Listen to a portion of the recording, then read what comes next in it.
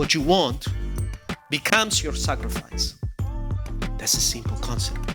If you don't sacrifice for what you want becomes your sacrifice. If you don't take risk in life and in business, then success is not very close. You gotta take risk. And when you take risk, you're gonna make mistakes. You're gonna be exposed to failure. And failure is a great thing. It's a beautiful thing. I define failure as a step closer to greatness because it gives you a profound understanding of what you have done wrong, how you can get better, and how you can get stronger.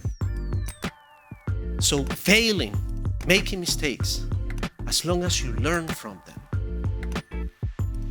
is key.